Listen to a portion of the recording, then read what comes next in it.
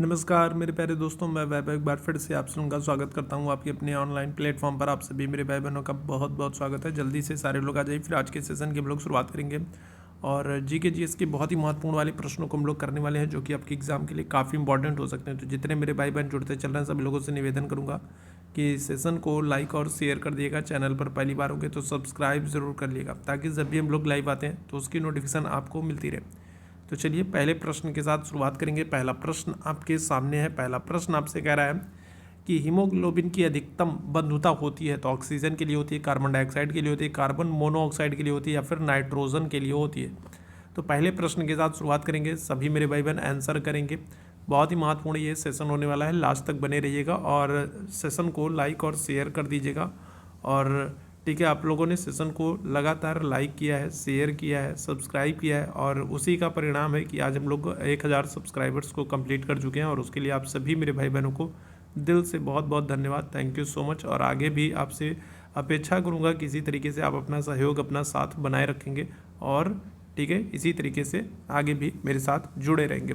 तो चलिए शुरू करेंगे। पहला प्रश्न आपके सामने, हीमोग्लोबिन की अधिकतम बंधुता होती है ऑक्सीजन के लिए, कार्बन डाइऑक्साइड के लिए, कार्बन मोनोऑक्साइड के लिए, या फिर नाइट्रोजन के लिए। तो पहले प्रश्न का क्या हो जाएगा, करेक्ट आंसर कर देंगे ऑप्शन संख्या सी हो जाएगा, कार्बन मोनोऑक्साइड के लिए। ठीक है, क्या हो जाएगा।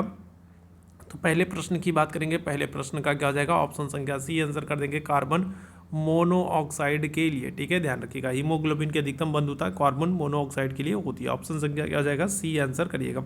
दूसरे प्रश्न की तरफ चलेंगे। पुरुष में पुरुषत्व के लिए कौन सा गुणसूत्री संयोजन उत्तरदायी होता है। दूसरे प्रश्न का आंसर करिएगा। पुरुष में पुरुषत्व के लिए अगर हम लोग बात करेंगे तो कौन सा गुणसूत्री संयोजन उत्तरदायी होता है। 4 विकल्प आपके सामने दिए गए हैं। फटाफट सभी मेरे भाई बहन आंसर करेंगे। और जितने लोग बाद में जुड़ते चल रहे हैं सभी लोग सेशन को लाइक, शेयर और सब्सक्राइब जरूर कर लें। क्या हो जाएगा, दूसरे प्रश्न की बात करेंगे। करेक्ट आंसर हो जाएगा आपका ऑप्शन संख्या डी हो जाएगा, एक्स वाई हो जाएगा। ठीक है, क्या हो जाएगा, एक्स वाई हो जाएगा। तीसरे प्रश्न की तरफ चलेंगे। न्यूटन के पहले नियम को क्या कहते हैं। तो न्यूटन ने गति के 3 नियम दिए हैं। ठीक है, और इसमें पहला नियम आपसे पूछ रहा है, तो पहला नियम क्या हो जाएगा, तो आघूर्णों का नियम, जड़त्व का नियम, ऊर्जा का नियम, या फिर संवेग का नियम। तो क्या हो जाएगा, तो अगर हम लोग बात करेंगे तो 3 नियम दिए हैं। तो पहला नियम जो है वो क्या हो जाएगा, पहला नियम है जड़त्व का नियम, दूसरा है संवेग के नियम, और तीसरा जो है वो क्रिया प्रतिक्रिया का नियम है। ठीक है, याद रखेंगे। तो ऑप्शन संख्या क्या हो जाएगा, ऑप्शन संख्या बी आंसर कर देंगे, जड़त्व का नियम हो जाएगा। यदि हम किसी पात्र के तल पर द्रव के दाब की गणना करना चाहे तो उसे निर्धारित करने के लिए निम्न में से कौन सी मात्रा अपेक्षित नहीं है। नहीं आपसे पूछ रहा है, कौन सी मात्रा अपेक्षित नहीं है। द्रव स्तंभ की ऊंचाई, पात्र के तल के पृष्ठ का क्षेत्रफल, द्रव का घनत्व, या फिर पात्र के तल पर गुरुत्व के कारण त्वरण। बताइएगा क्या हो जाएगा। तीसरे प्रश्न का चौथे प्रश्न का आंसर करेंगे। क्या हो जाएगा, चौथे प्रश्न का आंसर करेंगे। यदि हमें किसी पात्र के तल पर द्रव के दाब की गणना करनी हो तो हमें उसे निर्धारित करने के लिए कौन सी मात्रा अपेक्षित नहीं है। तो क्या होगा, द्रव स्तंभ की ऊंचाई, पात्र के तल के पृष्ठ का क्षेत्रफल, द्रव का घनत्व, पात्र के तल पर गुरुत्व के कारण त्वरण। क्या हो जाएगा, तो अगर हम लोग बात करेंगे चौथे प्रश्न का आंसर हो जाएगा आपका ऑप्शन संख्या बी आंसर कर दोगे, पात्र के तल के पृष्ठ का जो क्षेत्रफल है तो उसकी, ठीक है, अपेक्षित नहीं है। ठीक है, उसकी मात्रा अपेक्षित नहीं है। ऑप्शन संख्या क्या हो जाएगा, तो बी आंसर कर दीजिएगा। ठीक है, चलिए आगे बढ़ेंगे। उच्च न्यायालय की परमादेश जारी करने की शक्ति के अंतर्गत आती है। तो किसके, संवैधानिक के, संविधिक के, मौलिक के, या फिर ये सभी। तो बताइएगा क्या हो जाएगा। तो देखो, मैंने आप लोगों को बताया है, कई बार बताया है कि जो रिट होती है, ठीक है, जो रिट होती है, रिट को सुप्रीम कोर्ट और हाई कोर्ट दोनों जारी कर सकती हैं। सर्वोच्च न्यायालय और उच्च न्यायालय दोनों रिट को जारी कर सकती हैं। और अगर सुप्रीम कोर्ट की बात करेंगे तो सुप्रीम कोर्ट जो है तो ये अनुच्छेद 32 के तहत रिट को जारी करती है, और हाई कोर्ट की बात करेंगे तो अनुच्छेद 226 के तहत रिट को जारी करती है। ठीक है, और उच्च न्यायालय की जो परमादेश जारी करने की जो रिट है तो ये क्या हो जाएगा, तो ये इन सभी में आ जाएगी। सांविधिक अधिकार, संवैधानिक अधिकार, मौलिक अधिकार सभी में आ जाएगी। ऑप्शन संख्या डी हो जाएगा। स्वतंत्रता के पश्चात मंत्रि परिषद के खिलाफ पहला अविश्वास प्रस्ताव कब लाया गया। छठवें प्रश्न का आंसर करिएगा क्या हो जाएगा। तो स्वतंत्रता के बाद अगर हम लोग बात करेंगे तो मंत्रि परिषद के खिलाफ पहला अविश्वास प्रस्ताव कब लाया गया, 1954 में, 1961 में, 1963 में, या फिर 1975 में। चलिए इस प्रश्न का आंसर करेंगे।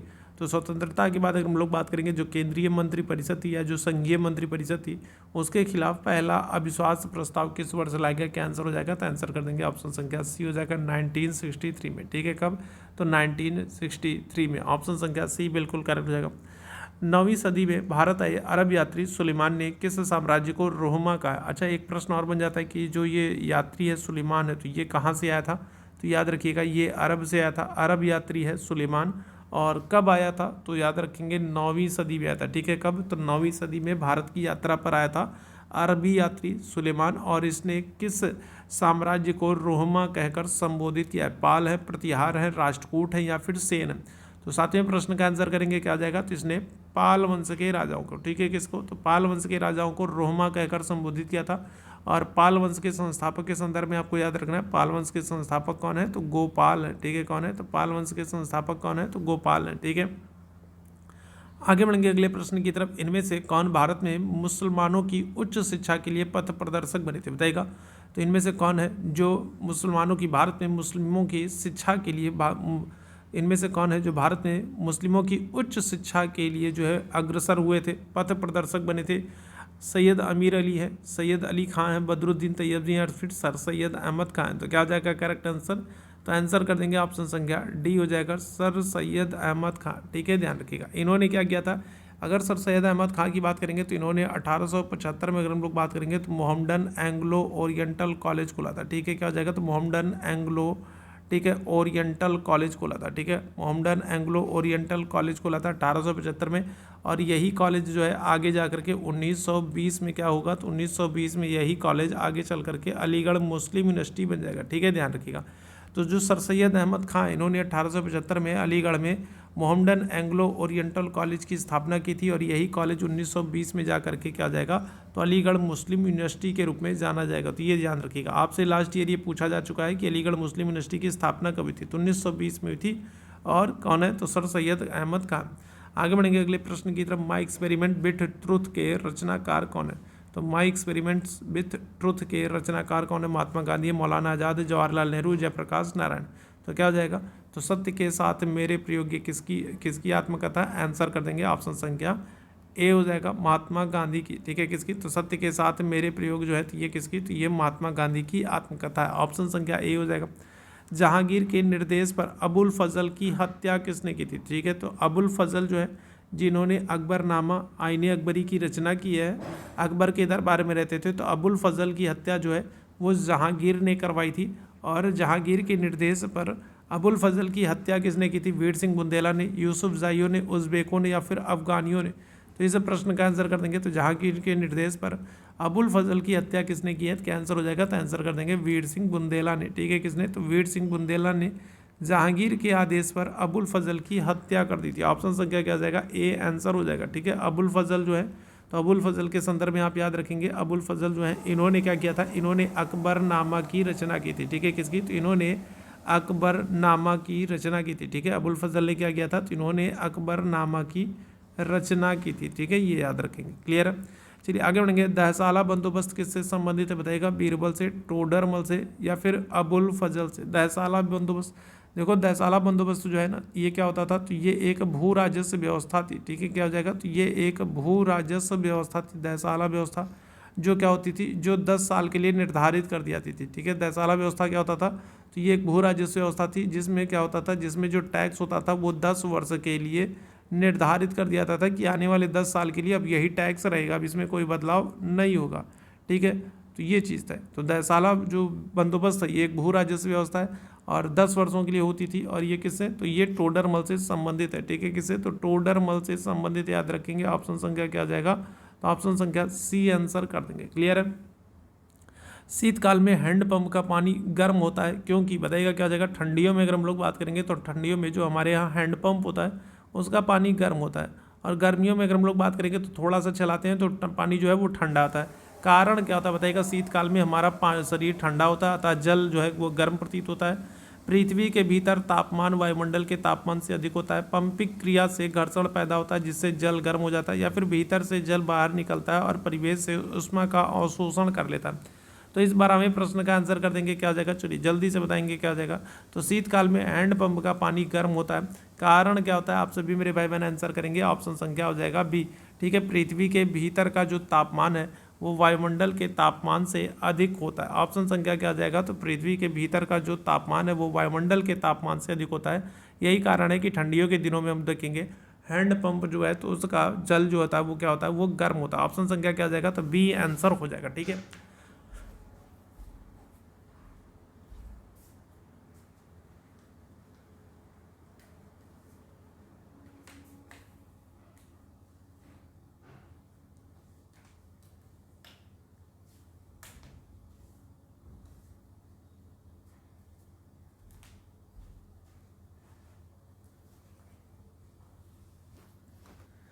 चलिए आगे बढ़ेंगे अगले प्रश्न की तरफ। पानी की टंकी ऊपर से देखने पर कम गहराई दिखाई देने का कारण क्या? पानी की टंकी को अगर हम लोग ऊपर से देखते हैं तो उसकी गहराई कम दिखती है, तो कारण क्या है? तो प्रकाश का ऋजु रेखीय संचरण है, परावर्तन है, पूर्ण आंतरिक परावर्तन है, या फिर अपवर्तन है। इस प्रश्न का आंसर करेंगे तो पानी की टंकी को हम लोग ऊपर से देखते हैं तो कम गहरी दिखती है। ठीक है, तो कभी ऐसा मत कीजिएगा कि पानी की टंकी ऊपर से देखिए आपको कम गहरी दिखाई पड़े तो कूद पड़ी है। ठीक है, असल में वो कम गहरी दिखाई पड़ती है, जबकि उसकी जो गहराई होती है वो क्या होती है, वो अधिक होती है। तो कारण क्या हो जाएगा बताएंगे इस प्रश्न का। तो प्रकाश का जो रेखीय संचरण है, परावर्तन है, पूर्ण आंतरिक परावर्तन है, या फिर अपवर्तन। तो आंसर हो जाएगा आपका ऑप्शन संख्या डी हो जाएगा, अपवर्तन है। ठीक है, क्या है? तो ऑप्शन संख्या क्या करेंगे, तो अपवर्तन है। अनेक घरेलू उपकरणों से निर्मित छोटे और सस्ते कंप्यूटर किस प्रकार के होते हैं बताएगा। तो अगर हम लोग बात करें अनेक घरेलू उपकरणों में निर्मित छोटे और सस्ते कंप्यूटर किस प्रकार के होते हैं? मेन फ्रेम होते हैं, मिनी होते हैं, माइक्रो होते हैं, या फिर इनमें से कोई नहीं। तो इस प्रश्न का आंसर करेंगे तो अनेक जो घरेलू उपकरणों में जो छोटे और सस्ते कंप्यूटर प्रयोग होते हैं वो कैसे होते हैं? तो आंसर कर देंगे ऑप्शन संख्या सी हो जाएगा, माइक्रो कंप्यूटर होते हैं। ठीक है, कैसे? तो माइक्रो कंप्यूटर होते हैं। ठीक है, ध्यान रखिए ऑप्शन संख्या क्या जाएगा, तो सी आंसर कर देंगे। ठीक है, चलिए अगले प्रश्न की तरफ चलेंगे। अगला प्रश्न आपके सामने है, निम्नलिखित में से किस मुख्य न्यायाधीश ने राष्ट्रपति के रूप में काम किया? चलिए 15वें प्रश्न का आंसर करेंगे तो कौन से एक ऐसे मुख्य न्यायाधीश हैं जिन्होंने कार्यवाहक राष्ट्रपति के रूप में काम किया है? एम हिदायतुल्ला, मेहर चंद महाजन, पी एन भगवती, या फिर बी के मुखर्जी। तो बताएंगे क्या हो जाएगा। तो कौन से एक ऐसे मुख्य न्यायाधीश हैं जिन्होंने कार्यवाहक राष्ट्रपति के रूप में काम किया? तो क्या हो जाएगा, तो आंसर कर देंगे ऑप्शन संख्या ए हो जाएगा।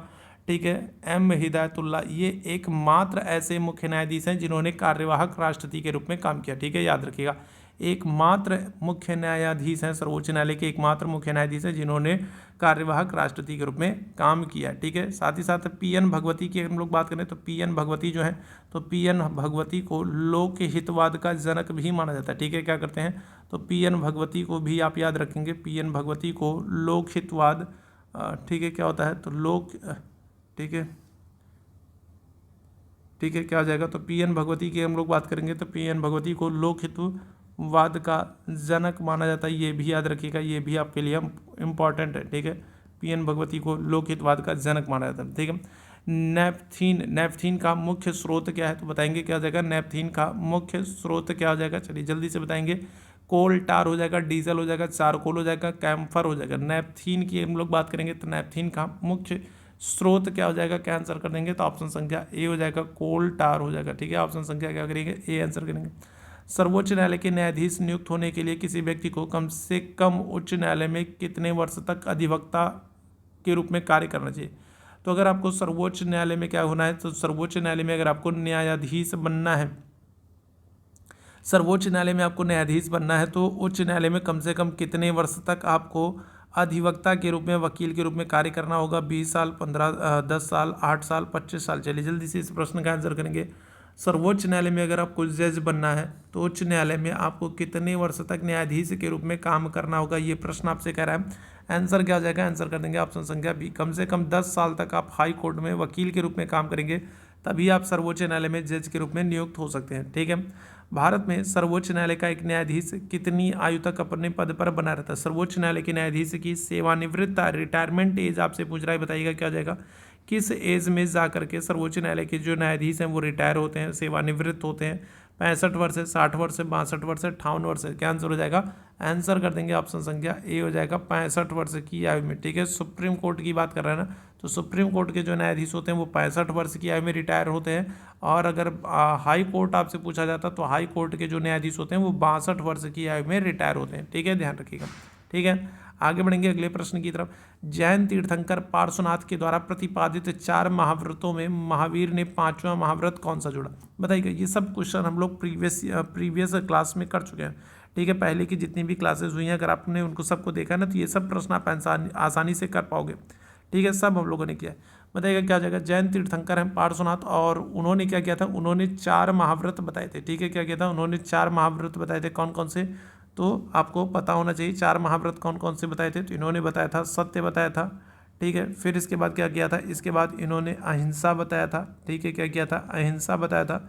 इसके बाद अगर हम लोग बात करेंगे तो अस्तेय बताया था। ठीक है, क्या किया था, सत्य, अहिंसा, अस्तेय और अपरिग्रह। ठीक है, अपरिग्रह। ठीक है, तो ये इस तरीके से क्या किया था, इस तरीके से 4 महाव्रत इन्होंने बताए थे। ठीक है, किसने, पार्श्वनाथ थे। महावीर आते हैं और महावीर इसमें 5वां महाव्रत जोड़ देते हैं और वो क्या है, तो वो है ब्रह्मचर्य। ठीक है, क्या जाएगा, तो 5वां, महावीर स्वामी ने इसमें 5वां व्रत जोड़ दिया था। कौन सा, ब्रह्मचर्य। ऑप्शन संख्या क्या जाएगा, तो डी आंसर हो जाएगा। महात्मा बुद्ध के द्वारा गृह त्याग की घटना को क्या कहते हैं, बताइएगा। चलिए बताइएगा क्या जाएगा। तो अगर हम लोग बात करेंगे तो महात्मा बुद्ध के गृह त्याग की घटना को क्या कहते हैं, महाभिनिष्क्रमण कहते हैं, प्रतीत समुत्पाद कहते हैं, धर्मचक्र प्रवर्तन कहते हैं, या फिर उपसंपदा कहते हैं।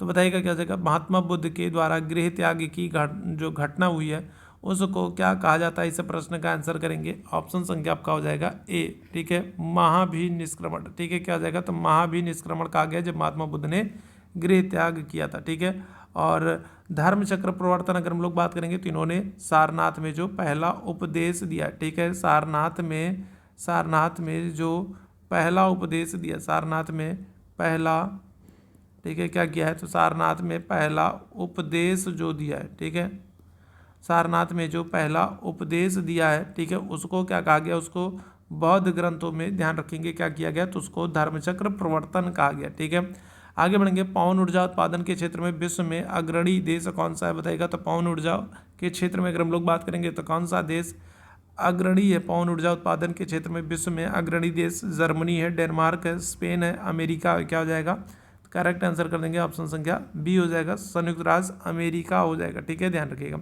बागानी कृषि के अंतर्गत नहीं आता है, क्या नहीं आता है, नारियल, चावल, कहवा, रबड़। क्या हो जाएगा, तो इस प्रश्न का आंसर करेंगे। चलिए जल्दी से बताएंगे क्या हो जाएगा। तो बागानी कृषि के अंतर्गत क्या नहीं आता है, नारियल नहीं आता है, चावल नहीं आता है, कहवा नहीं आता है, रबड़ नहीं आता है। चलिए जल्दी से बताएंगे क्या हो जाएगा इस प्रश्न का आंसर।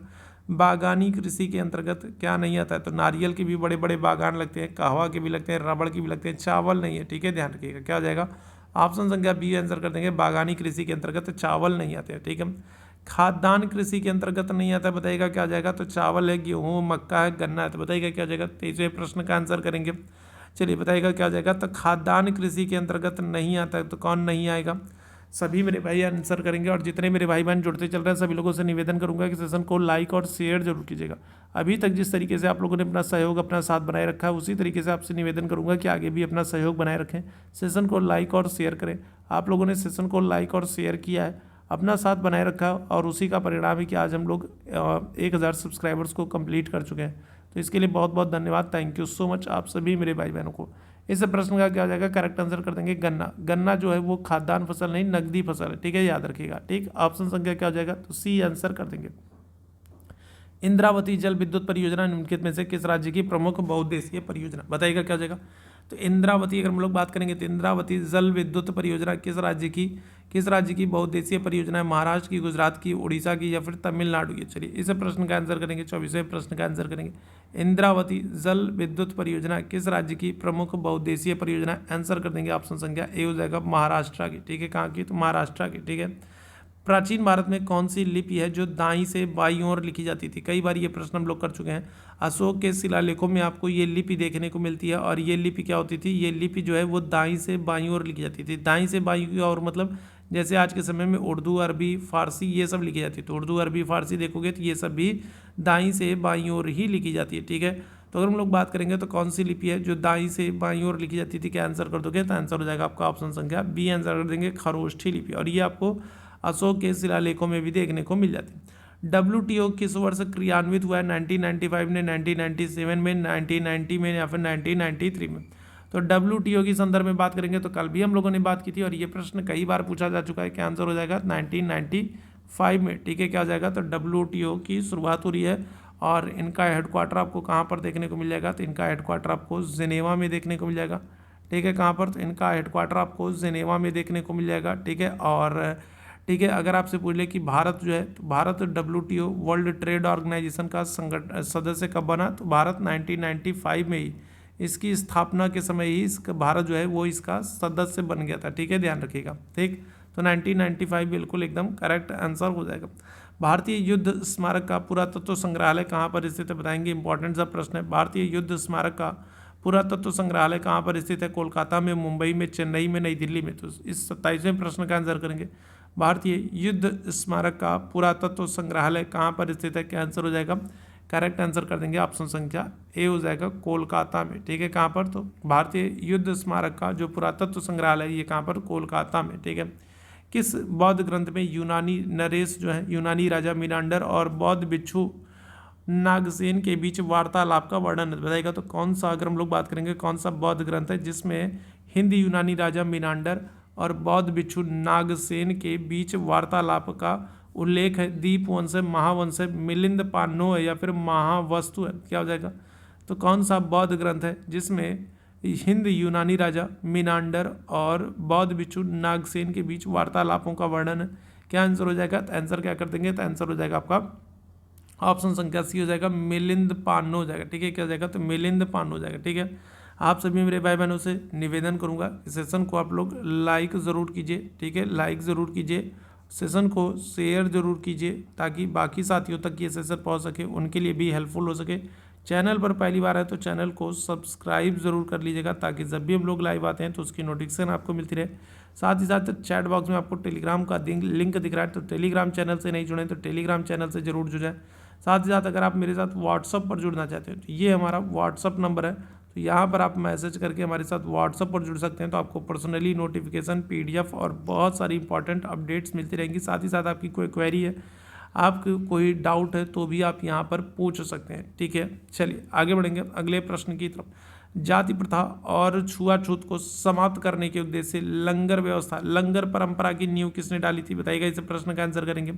तो लंगर परंपरा की नींव किसने डाली है, बताइएगा क्या हो जाएगा। चलिए जल्दी से सारे लोग आंसर करेंगे इस प्रश्न का। लंगर, चलिए तो यहाँ पर करेक्ट आंसर क्या हो जाएगा, तो लंगर परंपरा की हम लोग बात करेंगे तो जाति प्रथा एवं छुआछूत को समाप्त करने के उद्देश्य से लंगर परंपरा की नींव किसने डाली, तो आंसर कर देंगे गुरु नानक देव जी महाराज हो जाएंगे। ऑप्शन संख्या क्या हो जाएगा, ए आंसर हो जाएगा। पारसी धर्म के संस्थापक कौन है, चलिए इस प्रश्न का आंसर करेंगे। तो पारसी धर्म के संस्थापक कौन है, लाओ त्से हैं, कुंफुसु हैं, मिकादो है या फिर जोरोस्टर है, तो क्या हो जाएगा। तो पारसी धर्म के संस्थापक हम लोग बात करेंगे क्या हो जाएगा, तो ऑप्शन संख्या क्या कर दोगे, तो सी आंसर कर दोगे, जोरोस्टर हो जाएगा। ठीक है, क्या हो जाएगा, तो जोरोस्टर हो जाएगा। एलोरा में गुफाएं जो है और शैलकृत मंदिर जो है तो ये बौद्ध और हिंदू हैं, बौद्ध और जैन है, हिंदू और जैन है या फिर हिंदू, बौद्ध और जैन तीनों है, तो बताइएगा क्या हो जाएगा। 31वें प्रश्न की बात करेंगे तो एलोरा में जो हमको गुफाएं दिखती हैं तो वो किस धर्म से संबंधित है, इस प्रश्न का आंसर करेंगे, बताइएगा क्या हो जाएगा। एलोरा में जो गुफाएं हैं तो वो किससे संबंधित है। अच्छा, एलोरा में अगर हम लोग बात करेंगे तो एलोरा की जो मंदिर है वो राष्ट्रकूट राजाओं ने बनवाए, तो राष्ट्रकूटों के नाम आपको सबसे अधिक मिलते हैं, तो राष्ट्रकूटों को याद रखिएगा। राष्ट्रकूट राजाओं ने जो है, ठीक है, एलोरा में मंदिरों का निर्माण कराया, तो ये ध्यान रखिएगा। ठीक है, राष्ट्रकूट राजाओं ने। यहाँ पर करेक्ट आंसर क्या हो जाएगा, तो एलोरा में जो मंदिर आपको देखने को मिलेंगे वो हिंदू, बौद्ध और जैन तीनों से संबंधित है। ऑप्शन संख्या क्या आ जाएगा, तो डी आंसर हो जाएगा। ठीक है, हाथी उत्सव मनाया जाता है, बताइएगा कहाँ पर, जैसलमेर में, ग्वालियर में, जयपुर में या फिर उदयपुर में, बताइएगा। इस प्रश्न का आंसर करेंगे कहाँ पर, तो हाथी उत्सव कहाँ पर मनाते हैं। अच्छा, अगर आपसे हाथी बचाओ दिवस पूछ ले, ठीक है, या फिर आपसे हाथी दिवस पूछ ले कि हाथी दिवस कब मनाते हैं, तो हाथी दिवस आप क्या कहोगे, तो हाथी दिवस हम लोग मनाते हैं कब, 12 अगस्त को। ठीक है, कब, तो 12 अगस्त को हम लोग हाथी दिवस मनाते हैं। साथ ही साथ याद रखिएगा हाथी को क्या कर दिया गया है, भारत सरकार ने विरासत पशु घोषित कर दिया। हाथी को क्या कर दिया है, तो हाथी को विरासत पशु घोषित कर दिया है, तो इस बात को भी आप याद रखेंगे। ठीक है, क्या कर दिया है, तो हाथी को विरासत पशु भी घोषित कर दिया है भारत सरकार ने। ठीक है, हाथी उत्सव कहाँ मनाते हैं, बताइएगा क्या हो जाएगा, जैसलमेर, ग्वालियर, जयपुर या फिर उदयपुर। इस 32वें प्रश्न का आंसर करेंगे क्या हो जाएगा, आंसर कर देंगे ऑप्शन संख्या सी हो जाएगा। ठीक है, क्या हो जाएगा, तो ऑप्शन संख्या सी हो जाएगा, जयपुर में। ठीक है, याद रखेंगे। अच्छा, जयपुर के संदर्भ में दो चीज़ों को और आप याद रखेंगे कि जयपुर जो है, तो जयपुर को एक तो पिंक सिटी कहा जाता है। ठीक है, क्या करते हैं, तो जयपुर को एक तो पिंक सिटी कहा जाता है, एक बात तो ये याद रखिएगा। दूसरी चीज़ आपको याद रखना है जयपुर के संदर्भ में कि जयपुर जो है तो इसको भारत का पेरिस कहा जाता है। ठीक है, क्या करते हैं, तो जयपुर को भारत का पेरिस कहा जाता है, तो ये भी याद रखेंगे, ठीक है। क्या हो जाएगा, तो जयपुर को भारत का पेरिस कहा जाता है, ये भी आप याद रखेंगे। क्लियर है। चलिए, लॉर्ड मैकाले का संबंध किससे, इस प्रश्न का आंसर करेंगे। लॉर्ड मैकाले का संबंध किससे, सेना के सुधार से, सती प्रथा की समाप्ति से, अंग्रेजी शिक्षा से, या फिर स्थायी बंदोबस्त से। तो लॉर्ड मैकाले का संबंध किससे, आपसे ये पूछ रहा है। चलिए जल्दी से सारे मेरे भाई आंसर करेंगे। लॉर्ड मैकाले का संबंध किससे, सेना के सुधार से, सती प्रथा की समाप्ति से, अंग्रेजी शिक्षा से, या स्थायी बंदोबस्त से। तो आंसर हो जाएगा आपका क्या, आंसर हो जाएगा आपका अंग्रेजी शिक्षा की शुरुआत। याद रखिएगा, लॉर्ड मैकाले जो है भारत में अंग्रेजी शिक्षा की शुरुआत का जो श्रेय है वो लॉर्ड मैकाले को ही दिया जाता है, ठीक है। ऑप्शन संख्या क्या हो जाएगा, तो सी आंसर हो जाएगा, ठीक है। किस भाषा को भारतीय आर्य भाषाओं की जननी, भारतीय आर्य संस्कृति का आधार, देव भाषा आदि नामों से जाना जाता है, तमिल, हिंदी, संस्कृत, उर्दू। इस प्रश्न का आंसर करेंगे, क्या हो जाएगा, करेक्ट आंसर बताएगा। तो कौन सी भाषा है जिसको भारतीय आर्य भाषाओं की जननी, भारतीय आर्य संस्कृति का आधार और देव भाषा आदि नाम से जाना जाता है। आंसर क्या कर देंगे, तमिल, हिंदी, संस्कृत, उर्दू। आंसर हो जाएगा आपका ऑप्शन संख्या सी, संस्कृत, ठीक है। क्या हो जाएगा, तो आंसर हो जाएगा संस्कृत, ठीक है। चलिए, मेघ गर्जन वायुमंडल की किस परत में होते हैं, बताइएगा। क्या हो जाएगा, तो बादलों का गरजना वायुमंडल की किस परत में होता है, आयन मंडल, ओजोन मंडल, क्षोभ मंडल, या फिर समताप मंडल। बताएंगे क्या हो जाएगा, इस प्रश्न का आंसर करेंगे, क्या हो जाएगा। चलो जल्दी से सारे मेरे भाई आंसर करेंगे। तो मेघ गर्जन अगर हम लोग बात करेंगे तो मेघ गर्जन जो है वह वायुमंडल की कौन सी परत में होता है, आंसर कर देंगे ऑप्शन संख्या सी हो जाएगा, क्षोभ मंडल, ठीक है। देखो, क्षोभ मंडल जो होती है वो सबसे निचली मंडल होता है, सबसे निचला मंडल कौन सा होता है, क्षोभ मंडल होता है। और मैंने आप लोगों को बताया जितनी भी मौसम संबंधी घटना होगी वो सब आपको कहाँ पर, तो वो सब आपको क्षोभ मंडल में ही देखने को मिल जाएगी, ठीक है। क्या हो जाएगा, तो क्षोभ मंडल, इसकी ऊंचाई जो होती है वो, ठीक है, 0 से लेकर के 18 किलोमीटर के बीच में अगर हम लोग बात करेंगे तो क्षोभ मंडल है, ठीक है। 18 किलोमीटर तक जो है ये क्षोभ मंडल है आपका, ठीक है। और ठीक है, यहाँ पर हम लोग बात करेंगे तो जो मौसम संबंधी घटना है, बादल गरजना, बिजली चमकना, आंधी तूफान आना, ठीक है, मौसम संबंधी सारी घटनाएं वो आपको यहीं पर देखने को मिल जाएंगी, ठीक है, ध्यान रखिएगा, ठीक है। चलिए आगे बढ़ेंगे। उच्च स्तरीय इंडियन स्कूल ऑफ बिजनेस कहाँ पर स्थित है, बताइएगा। इस प्रश्न का आंसर करेंगे। तो उच्च स्तरीय इंडियन स्कूल ऑफ बिजनेस ये कहाँ पर स्थित है, नई दिल्ली, मुंबई, बेंगलुरु, या फिर हैदराबाद। चलिए इस प्रश्न का आंसर कर देंगे, क्या आ जाएगा, उच्च स्तरीय इंडियन स्कूल ऑफ बिजनेस, नई दिल्ली, मुंबई, बेंगलुरु, हैदराबाद। आंसर हो जाएगा आपका ऑप्शन संख्या डी, आंसर कर दोगे हैदराबाद, ठीक है, हैदराबाद। भारत का सबसे पुराना स्मारक कौन सा है, तो कुतुब मीनार है, खजुराहो के मंदिर है, ताजमहल है, या फिर अजंता की गुफाएं हैं। तो बताइएगा क्या हो जाएगा। तो अगर हम लोग बात करें तो भारत का सबसे पुराना स्मारक आपसे पूछ रहा है, क्या हो जाएगा, तो खजुराहो, कुतुब मीनार हो जाएगा, खजुराहो हो जाएगा, ताजमहल हो जाएगा, या फिर अजंता की गुफाएं हो जाएगा। तो इस प्रश्न का आंसर कर देंगे, क्या आ जाएगा। तो भारत का सबसे पुराना स्मारक क्या है, तो आंसर कर दोगे अजंता की गुफाएं। ऑप्शन संख्या क्या आ जाएगा, तो ऑप्शन संख्या डी आंसर हो जाएगा, ठीक है। अच्छा, लास्ट ईयर आपसे ये पूछा जा चुका है कि जो खजुराहो के मंदिर हैं, ठीक है, तो लास्ट ईयर आपसे ये प्रश्न पूछा जा चुका है कि जो खजुराहो के मंदिर है तो ये कहाँ पर और किस राजाओं ने बनवाए। तो ये खजुराहो के मंदिर आपको मध्य प्रदेश में देखने को मिलेगा और इसको चंदेल राजाओं ने बनवाया। तो ये याद रखिएगा, ये लास्ट ईयर का प्रश्न है, ठीक है, कि खजुराहो के जो मंदिर हैं तो वो किस वंश के राजाओं ने बनवाए हैं, तो चंदेल राजाओं ने। उपनिषदों में मुख्यतः विवेचित है धर्म है, दर्शन शास्त्र, योग, या फिर कानून। बताएंगे, इस प्रश्न का आंसर कर देंगे सभी मेरे भाई, बताएंगे। तो अगर हम लोग उपनिषदों में अगर हम लोग बात करेंगे तो उपनिषदों में मुख्य विषय क्या है जिस पर विवेचना की गई, जिस पर बात की गई। तो मुख्य विषय क्या है जिस पर उपनिषद बात करते हैं, तो धर्म है, योग है, दर्शन है, या फिर कानून है। आंसर क्या हो जाएगा, तो आंसर कर देंगे आप लोग ऑप्शन संख्या बी, आंसर कर दोगे दर्शन हो जाएगा, ठीक है। क्या हो जाएगा, तो ऑप्शन संख्या बी आंसर कर देंगे, दर्शन हो जाएगा। भाषा के संबंध में हिंदी शब्द का प्रयोग सर्वप्रथम किसने किया, बताएगा। इस प्रश्न का आंसर करेंगे, क्या हो जाएगा। भाषा के संबंध में अगर हम लोग हिंदी की बात करेंगे तो हिंदी शब्द का प्रयोग सर्वप्रथम किसने किया, अमीर खुसरो ने किया, माखन लाल चतुर्वेदी ने किया, मलुकदास ने किया, या फिर रामधारी सिंह दिनकर ने किया। तो बताइएगा क्या हो जाएगा। तो भाषा के संबंध में आपसे पूछ रहा है, भाषा के संबंध में आपसे पूछ रहा है, भाषा के संबंध में। चलिए जल्दी से बताएंगे, भाषा के संबंध में हिंदी का शब्द का प्रयोग सर्वप्रथम किसने किया, क्या आंसर हो जाएगा। आंसर कर दोगे आप लोग किसको, ऑप्शन संख्या ए हो जाएंगे, अमीर खुसरो को, ठीक है। अमीर खुसरो, आपको पता है खड़ी बोली की शुरुआत का श्रेय अमीर खुसरो को जाता है, सितार और तबला की खोज का श्रेय अमीर खुसरो को जाता है, ठीक है। कव्वाली की शुरुआत की बात करेंगे तो जो श्रेय है वो अमीर खुसरो को जाता है, ठीक है। इनको तूतीय हिंद कहा जाता था और इनका जन्म एटा पटियाली में हुआ था, आपके लिए महत्वपूर्ण है। विश्व भारती विश्वविद्यालय की स्थापना किसने की, बताएंगे क्या हो जाएगा। तो विश्व भारती विश्वविद्यालय ईश्वरचंद विद्यासागर, राजा राम मोहन राय, बंकिम चंद्र चटर्जी, या फिर रविन्द्रनाथ टैगोर। विश्व भारती विश्वविद्यालय, तो ये बताएगा इसकी स्थापना किसने की, क्या आंसर हो जाएगा। विश्व भारती विश्वविद्यालय, इसकी स्थापना किसने की है? क्या आंसर हो जाएगा? तो ऑप्शन संख्या डी आंसर कर दोगे, रविंद्रनाथ टैगोर हो जाएगा। ठीक है, क्या हो जाएगा? तो रविंद्रनाथ टैगोर हो जाएगा। ठीक है, आगे बढ़ेंगे। किस पर स्वामित्व के लिए पाल, प्रतिहार और राष्ट्रकूट राजाओं के बीच त्रिपक्षीय संघर्ष हो रहा है? ठीक है, देखो अगर हम लोग बात करेंगे तो ये अपना प्यारा भारत है। ठीक है, क्या हो जाएगा? तो ये अगर हम लोग बात करेंगे तो ये अपना प्यारा भारत है। ठीक है, और ठीक है, ये अपना प्यारा भारत है।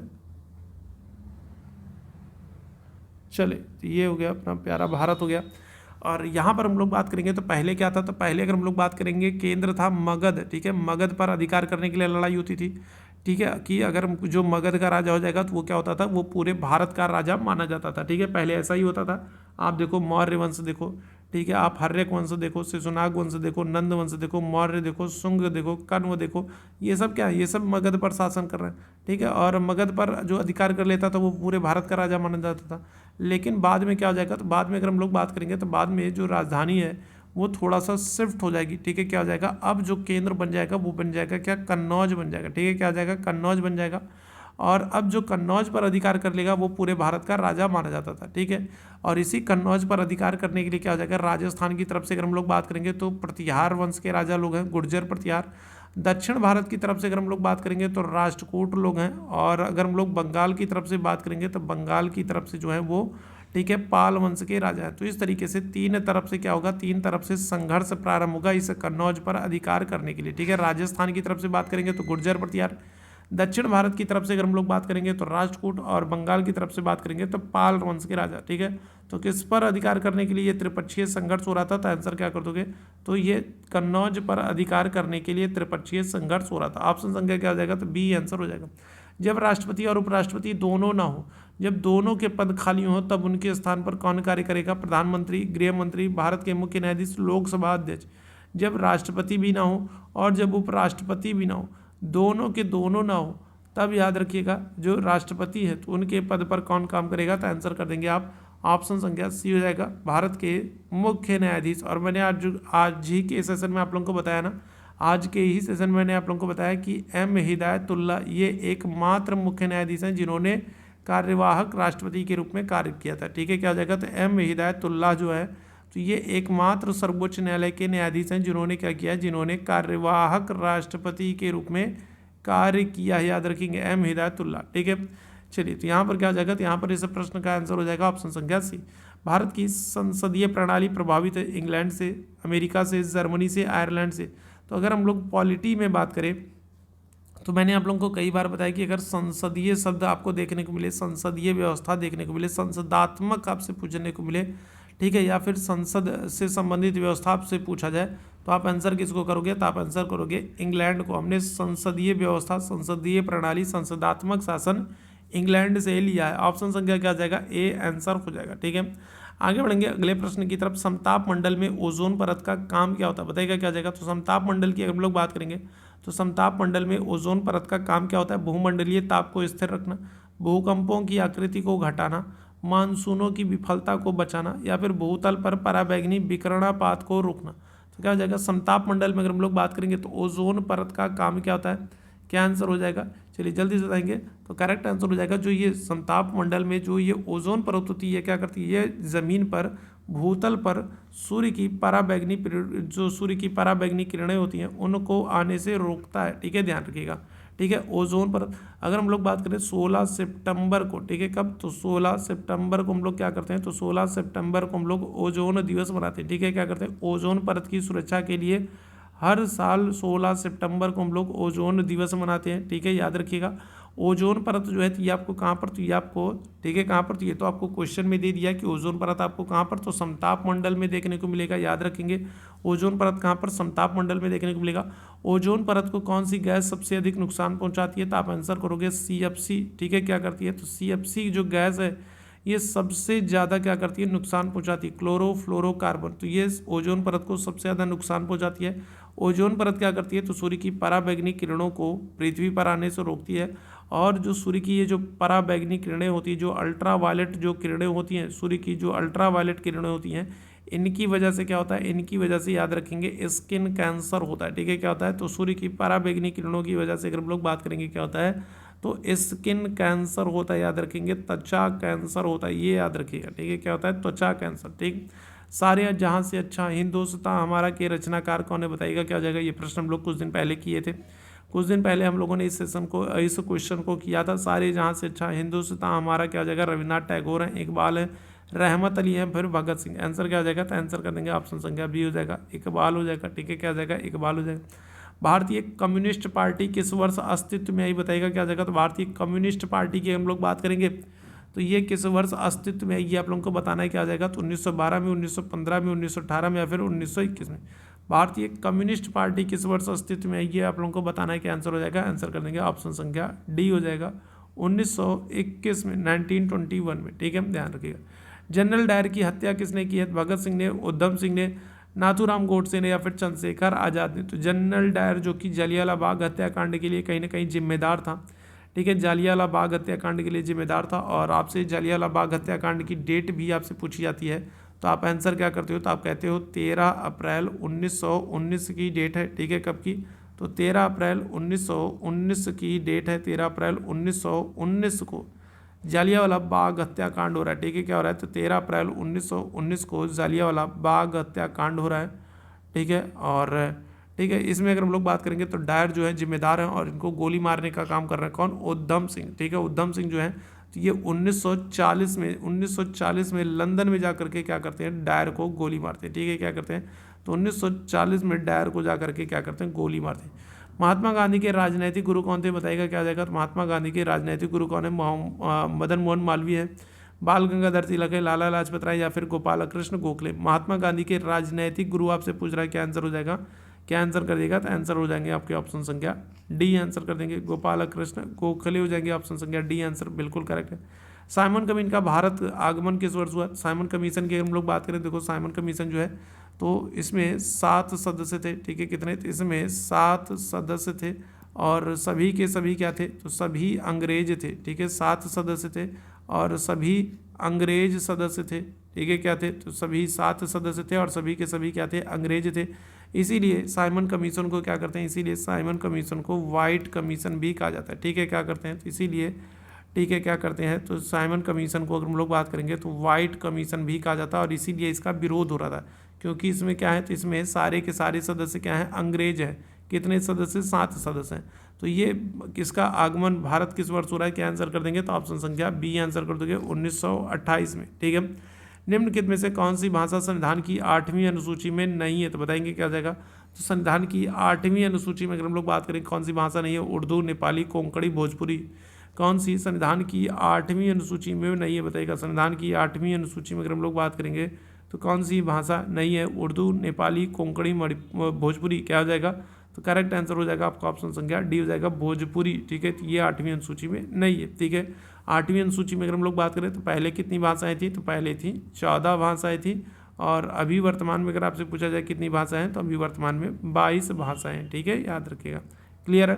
तो ये आज का सुबह का मॉर्निंग सेशन था करंट अफेयर का, सॉरी जीके जीएस का। कुछ महत्वपूर्ण प्रश्नों को हम लोगों ने डिस्कस किया और उम्मीद है सेशन आप लोगों को पसंद आया होगा। तो सेशन पसंद आया हो तो सेशन को लाइक और शेयर जरूर कीजिए। चैनल पर पहली बार है तो चैनल को सब्सक्राइब ज़रूर कर लीजिएगा, ताकि जब भी हम लोग लाइव आते हैं तो उसकी नोटिफिकेशन आपको मिलती रहे। साथ ही साथ यहाँ पर मैंने आपको अपना व्हाट्सअप नंबर दिया है, तो अगर आप हमारे साथ व्हाट्सअप पर जुड़ना चाहते हैं तो इस नंबर पर मैसेज कर सकते हो, तो आपको पर्सनली नोटिफिकेशन, पीडीएफ और बहुत सारी इंपॉर्टेंट अपडेट्स जो हैं वो मिलती रहेंगी, ठीक है। तो चलिए अभी के लिए हम लोग बस इतना ही करेंगे। थैंक यू सो मच आप सभी मेरे भाई बहनों को मेरे साथ जुड़ने के लिए, थैंक यू सो मच।